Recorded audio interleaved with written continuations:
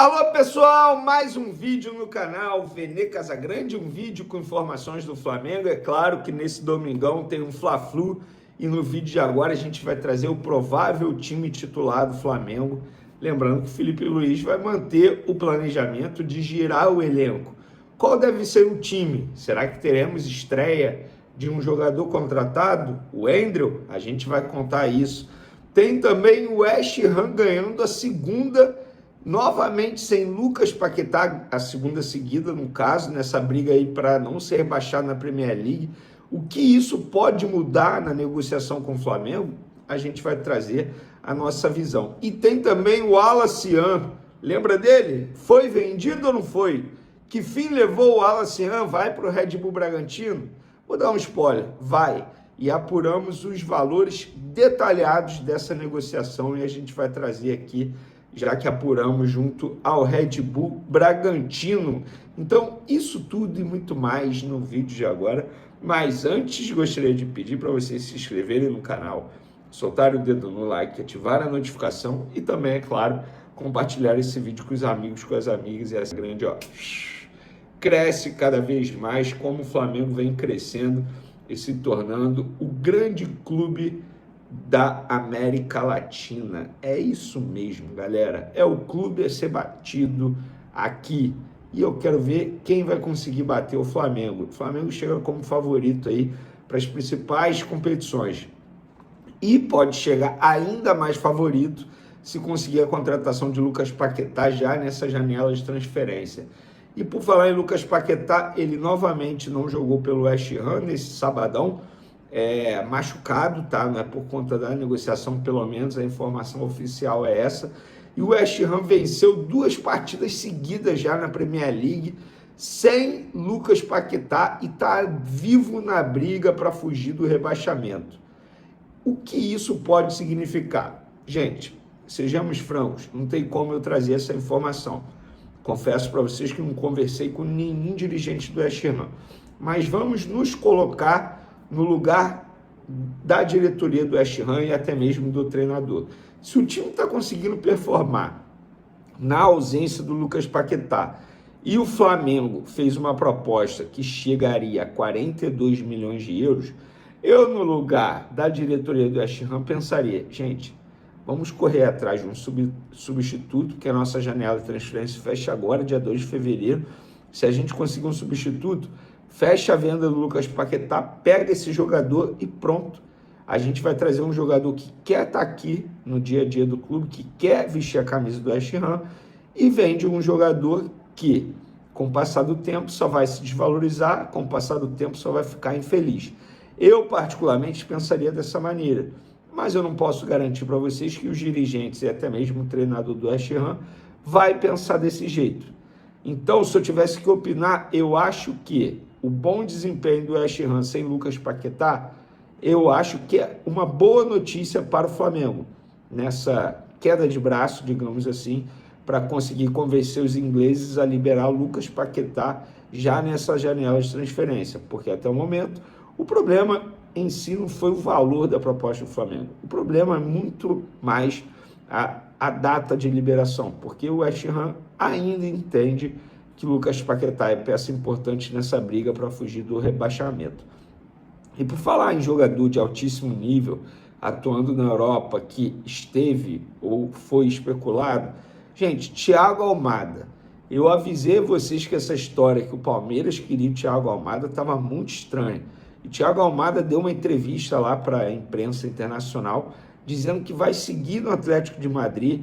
Houve muitos rumores, mas a verdade é que eu estava tranquilo, fazendo meu trabalho no clube e tratando de mostrar ao técnico que quero ficar. Está claro que vou seguir no Atlético. Gente, na boa, em nenhum momento ele esteve encostado, em nenhum momento ele pediu para sair, em nenhum momento ele esteve próximo de sair, e eu acho que em nenhum momento o Palmeiras de fato tentou a contratação desse jogador. Acho que foi muito mais cortina de fumaça. E por que eu estou falando isso?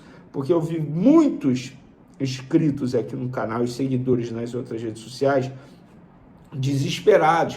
O Flamengo tem que atravessar o Palmeiras. Eu fiz até um vídeo de opinião aqui, falando, Se de fato isso tivesse acontecendo, o Flamengo tinha a obrigação de tentar o Thiago Almada, mas que achava estranho. Então, fica aí a entrevista do Thiago Almada para a imprensa internacional dizendo que vai ficar no Atlético de Madrid. Eu basicamente achei muito estranho, porque, sejamos francos, ele aceitou passar pelo Botafogo porque ele tinha a certeza e a garantia que ele ia para o futebol europeu, tanto é que ele foi e depois ele foi vendido ao Atlético de Madrid. Inclusive o Benfica de Portugal é um clube que estaria interessado também no Thiago Almada. Eu acho que entre voltar para o futebol sul-americano, continuar na Europa e vestir a camisa do Benfica, ele ia acabar preferindo vestir a camisa do Benfica. Dito isso, vamos falar do que realmente acontece, o que aconteceu, que foi a venda do Al-Nassr do Flamengo para o Red Bull Bragantino. Bom, o Flamengo segue em silêncio em relação a isso. Apurei essas informações junto ao Red Bull Bragantino e o que me falaram é: o Bragantino vai pagar fixo 7 milhões de euros, que dá 44 milhões de reais basicamente na cotação de hoje. Além disso, tem metas a serem batidas, como número de jogos, enfim, se for convocado para seleção, essas coisas assim que a gente sabe, se for classificado para Libertadores. Então é isso, são essas metas em contrato que podem chegar a 3 milhões de euros, que dá cerca aí de 20 milhões de reais. Isso por 70% do atleta e o Flamengo mantendo 30%. Ou seja, é uma operação que pode chegar a 64 milhões de reais, tudo depende das metas. Porém, valor fixo, que o Flamengo vai receber, 7 milhões de euros. Embora eu tivesse dito e também informado, assim como outros colegas, e aí eu mantenho aqui, o que eu disse foi através de uma apuração na ocasião, só que agora estou me corrigindo, não sei se os outros colegas vão ter a mesma informação que eu, mesmo caindo, entre aspas, de 10 para 7, o valor fixo caindo, eu ainda acho uma boa venda, porque com o passar do tempo o Al-Nassr ele só ia perder valor de mercado, porque ele não seria aproveitado por Felipe Luiz. Tanto é que o Flamengo aceitou vender mesmo não precisando, mesmo sendo um jogador de uma posição que teoricamente poderia fazer na ausência do Pedro. Então, pessoal, se o Felipe Luiz não quer utilizá-lo, é certo negociar. E os valores foram bons para um clube que vai pagar, porque o Red Bull Bragantino paga, para um clube que vende bem. Olha o John, ele foi muito bem vendido agora para o Zenit, por exemplo. O Red Bull Bragantino tradicionalmente vende bem. Por que eu estou falando isso? Porque o Flamengo vai manter 30% do atleta. Então ele vai ganhar um bom percentual futuramente. Porque se ele performar com a camisa do Red Bull Bragantino, o Bragantino vai vender bem. Então, no fim das contas, acho que foi uma operação maravilhosa para o Flamengo. Quero a opinião de vocês em relação a isso aí. Até porque o Al-Nassr estava dando muito mais trabalho do que propriamente solução dentro de campo, né? Sejamos bem francos. Vamos agora falar do provável time do Flamengo para pegar o Fluminense nesse domingão. Lembrando, galera, Léo Ortiz, Luiz Araújo, Samuel Lino e Pedro são jogadores que podem ser considerados titulares ou brigam pela titularidade e eles foram reserva contra o Vasco e entraram no segundo tempo. Então eu acho que dessa vez contra o Fluminense eles serão titulares e os que foram titulares contra o Vasco ficarão como opção no banco de reservas. O Wendel, que não tinha sido relacionado a tempo contra o Vasco, está à disposição, inclusive é o jogador que tem mais condições de jogo, porque ele estava no meio de uma temporada pelo Gil Vicente. Acredito eu que ele será titular e vai fazer a sua estreia com a camisa do Flamengo. Se eu tivesse que arriscar ou opinar em cima de o que eu ouço ali nos bastidores, seria André, Varela, porque o Emerson Royal começou o último jogo, Léo Ortiz, Vitão, Daniel Salles, mantido na lateral esquerda, porque o Ayrton Lucas ainda não tem condições de jogo e não acredito com Alexandre começando, porém, com Felipe Luiz tudo pode acontecer. Pulgar, Everton Araújo, Carrascal, Luiz Araújo, Samuel Lino e Pedro. Se eu tivesse que arriscar um time titular do Flamengo, seria esse. Seria o meu palpite, em cima de informações também. Por exemplo, o Everton Araújo, eu acho que ele vai se titular, porque ele está muito bem fisicamente, ele foi muito bem avaliado.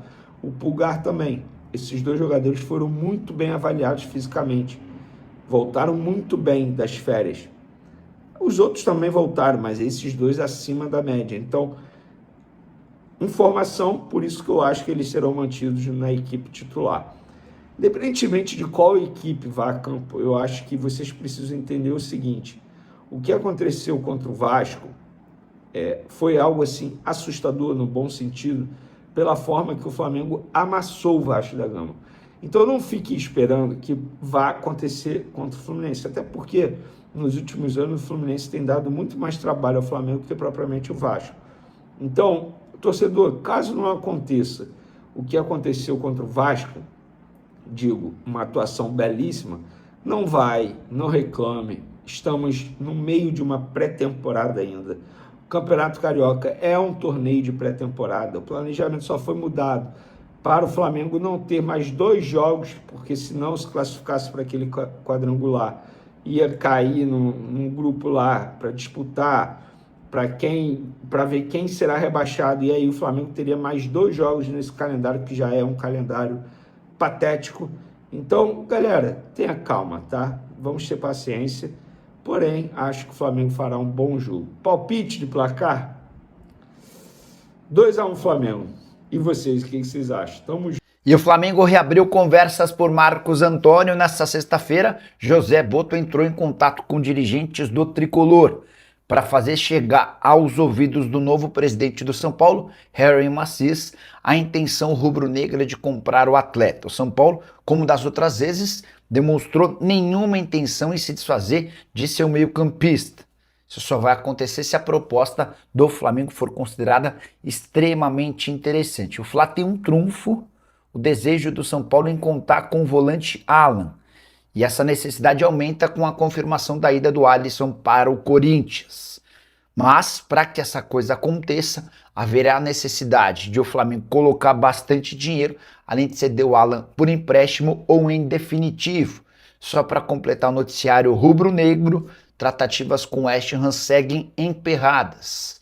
O Flamengo não consegue chegar ao valor que o West Ham pede. Há a questão envolvendo o pagamento parcelado.